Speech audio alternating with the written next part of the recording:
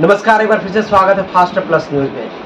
उपस्थित है जनपद कुशीनगर में और बता दें कि लोकसभा चुनाव का आगाज हो चुका है।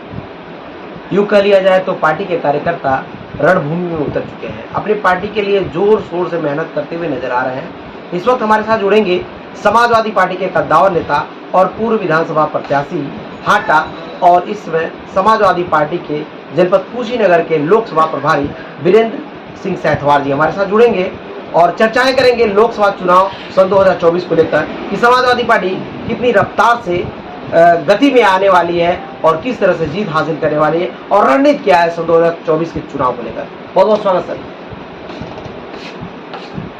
कैसे ठीक है। चुनाव को लेकर सर क्या पहल चल रही है आपकी पार्टी में? कैसी माहौल देखने को मिला है, ठंडी या गर्मी? नहीं, देखिए, चुनाव को लेकर के तो हर पार्टी अपनी तैयारी कर रही है। उसी के अनुसार समाजवादी पार्टी भी तैयारी कर रही है। समाजवादी पार्टी में संगठन का काम हो रहा है। आज हमारा रामपुरा विधानसभा में बूथ प्रभारियों का सम्मेलन भी था, हम लोगों ने किया और अच्छा भी रहा। लगभग हमारे 95% बूथ प्रभारी उपस्थित रहे। तो हम लोग तो चाहते हैं कि हर सीट उत्तर प्रदेश में जीते हैं, क्योंकि मैं लोकसभा प्रभारी कुशीनगर हूँ। तो कुशीनगर की सीट हम लोग रात दिन अपना संगठन तैयार करके 4 अंक हम लोग कुशीनगर लोकसभा सीट को जीते हैं। माननीय राष्ट्रीय अध्यक्ष जी चाहे जिसको भी प्रत्याशी बना के भेजें, हम लोग संगठन मजबूत किए रहेंगे तो निश्चित तौर पर चुनाव जीतेंगे, सभी समाज को लेकर के। क्योंकि सर बात किया जाए तो समाजवादी पार्टी के आप कद्दावर नेताओं में से एक हैं और इस वक्त आप समाजवादी पार्टी के लोकसभा प्रभारी बनाए गए जनपद कुशीनगर के। हमें लगता है कि बूथ स्तर पे आप जाते होंगे, जनता से मिलते होंगे, क्या रोज देखने को मिला? देखिए, जनता तो भारतीय जनता पार्टी से उठ चुकी है और आप जान भी रहे हैं कि मान लीजिए भारतीय जनता पार्टी जब शासन सत्ता में आई थी, तमाम वादे करके, जैसे माननीय मोदी जी ने 2014 का जब लोकसभा का चुनाव हुआ तो उस समय कांग्रेस की सरकार थी। मोदी जी ने नारा दिया, बहुत हुई महंगाई की मार, अब की मोदी सरकार, अब की भाजपा सरकार। लेकिन ठीक उल्टा इस समय हो रहा है। मोदी जी ने उस समय कहा था कि भारतीय जनता पार्टी की सरकार बनेगी तो 2 करोड़ नौकरी हम 1 साल में देंगे। आप खुद सोच लीजिए कि लगभग 10 साल इनका पूरा होने जा रहा है, मानो 9 9.5 साल ही मान लीजिए, तो 9.5 साल हो गया, 19 लाख नौकरी, 19 करोड़ नौकरी हुआ। अभी एक दिन आंकड़ा दे रहा था कि अभी केंद्र सरकार 17-18 लाख की नौकरी सरकारी नहीं दे पाएगी।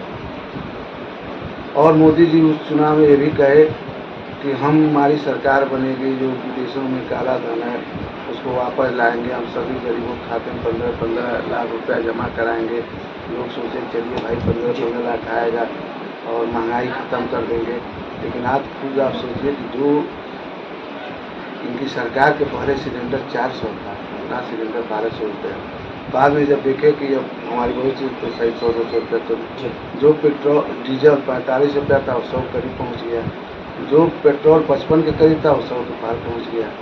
तो जनता यह जान रही है कि अब मोदी हमको धोखा नहीं दे पाएंगे। और भारतीय जनता पार्टी, देखिए, काठ की हांडी एक बार चढ़ती है, आग पर बार बार नहीं चढ़ती है। तो आप कहीं भी गांव में जाइए तो हमारी महिलाएं, हमारी बहनें, जैसे हमारी किचन का समाज, आज आप बताइए कि चाहे सब्जी का रेट हो, चाहे दाल, जो दाल बताइए कि 100 रुपया के अंदर 60-70 रुपया हुआ करता था, 200 के करीब दाल पहुंच गया है। आप जैसे मान लीजिए तेल है, कड़ूरा तेल, तो वो 200 से ऊपर है। हाँ, तो इस तरह से भारतीय जनता पार्टी के पक्ष में कोई वोट देने वाला नहीं। जगह जगह देख लीजिए आप कि जो नौजवान साथी जो मोदी चिल्लाया करते थे, सबसे ज़्यादा तो ही विरोध कर रहे हैं। और जहाँ तक हमको रोजगार, आप देखे होंगे बनारस में जब मोदी जी आए थे तो सबसे ज़्यादा रोजगारी पीछे रोजगार कर रहा है, बेरोजगार लड़के दौड़ रहे थे। जी सर, जिस तरह की बात हो रही है कि बेरोजगारी, महंगाई, तो विकास भी तो हो रहा है। जैसे कि अब मान लीजिए विकास की बात किया जाए तो स्वास्थ्य और शिक्षा बहुत महत्वपूर्ण होता है। ऐसे में भारतीय जनता पार्टी हर दिन, प्रत्येक दिन बड़े नेता हॉस्पिटल और कॉलेज का उद्घाटन करते नजर तभी तो सर विकास हो रहा है। आप ये बताइए कि जो स्वास्थ्य और शिक्षा की आप बात किए हैं, आपके बच्चे कहीं पढ़ रहे हैं किसी स्कूल में? कहीं पढ़ते हैं? नहीं पढ़ते बच्चे हैं? नहीं सर, नहीं, हमारी शादी नहीं हुई ना? लेकिन पढ़ते हैं। पढ़ते हैं, आपके भाई होंगे, आपके परिवार होंगे ना? आपको अंदाज मिला होगा कि शिक्षा किस तरह की व्यवस्था है। इतनी महंगी शिक्षा है भाई साहब कि आम आदमी पढ़ाने की काबिलियत नहीं रह रही है। फीस कई गुना बढ़ा दिया गया, 10 गुना 20 गुना फीस बढ़ा दिया गया। आप इस बात को जानते हैं। रह गई बात स्वास्थ्य की, तो स्वास्थ्य के बारे में देखिए, उद्घाटन करना जगह जगह अलग चीज़ है। हम कह रहे हैं कि बोला ये हम 10 हॉस्पिटल ही कप्तान नहीं खोल रहे हैं और एक भी डॉक्टर न रहे, एक गरीब को मुफ्त में दवाई सरकारी न मिलता, कोई मतलब है भाई? जितने ही कॉलेज हैं, जितने ही मेडिकल कॉलेज हैं, चाहे अपना जिला अस्पताल है, उसमें हमारी सारी व्यवस्था तो पहले पूर्ण होनी चाहिए।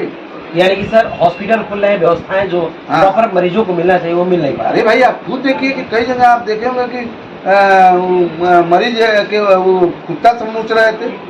है। सर दावा किया जाता है कि एम्स यानी गोरखपुर में एम्स हो गए, हाँ। फिर मेडिकल स्टूडेंटों के लिए स्कूल खुल गए हैं और बेहतर सुविधाएं मिल रही हैं। मेडिकल कॉलेज तो पहले का एम्स की बात जो आप कह रहे हैं, तो आप पहले पता कर लीजिएगा इस एम्स की जमीन कौन उपलब्ध कराया था?